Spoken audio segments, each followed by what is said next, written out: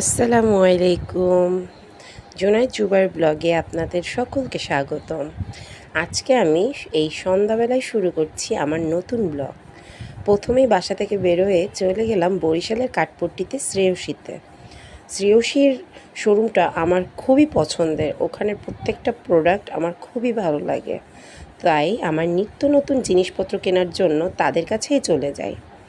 তো আজকে আমি কিছু জিনিস নিব। তো দেখুন তাদের শোরুমটা কিন্তু অনেক সুন্দর।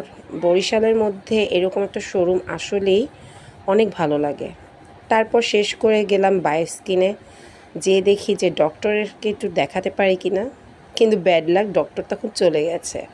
তো ভেতরটা যেয়ে একটু ঘুরলাম, দেখলাম কিছু প্রোডাক্ট দেখলাম, মাশাল্লাহ মাশাল্লাহ অনেক ভালো।